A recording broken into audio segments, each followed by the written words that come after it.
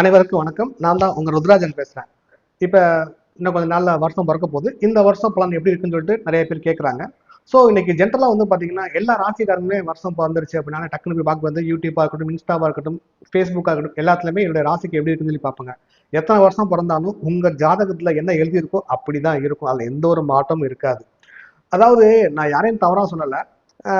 உங்க ஜாதகத்துல உங்களுக்கு கவர்மெண்ட் ஜாப் இருக்குன்னு இருந்தா மட்டும்தான் உங்களுக்கு அந்த வேலை கிடைக்கும். உங்க ஜாதகத்துல கவர்மெண்ட் ஜாப் அப்படிங்கிற அமைப்பே இல்லைனாலும், நீங்க எவ்வளவு பெரிய கோடீஸ்வரனா இருந்தாலும், சிஎம் தெரிஞ்சாலும், பிஎம்ஏ தெரிஞ்சாலும் உங்களுக்கு அந்த அமைப்பு கிடையவே கிடையாது. இதே மாதிரி தான் குழந்தை பாக்கியம், இதே மாதிரி தான் திருமணம், எல்லாமே அப்படித்தான்.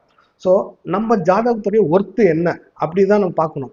நம்ம பார்த்த கும்பராசிக்கு இந்த வருஷம் ஓஹோ கோடீஸ்வரன் போட்டிருக்கு, மாட மாளிகை கார்ல வாங்க போறோம், பங்களா வாங்க போறோம், பணம் கொட்டும் அப்படிலாம் கொட்டாது. நம்மளுடைய ஒர்த்து என்ன?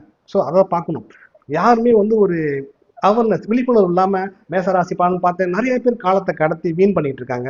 தயவுசெய்து நான் எந்த ஜோசரையும் தவறா சொல்லல. நான் பார்க்கக்கூடிய வாசகர்களையும் தப்பா சொல்லல. எனக்கு கார் தான் வாங்க முடியும்னா அதுதான் விதி.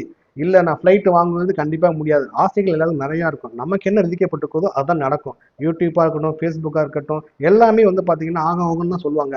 இன்னைக்கு நான் இதையுமே வந்து நான் சோசியல் மீடியா சொல்ல வேண்டியதா இருக்குது. தயவுசெய்து யாரையும் தப்பா சொல்லல. உங்களுடைய ஜாதகத்துடைய ஒர்த்து என்னன்னு தெரிஞ்சுக்கங்க. நன்றி, வணக்கம்.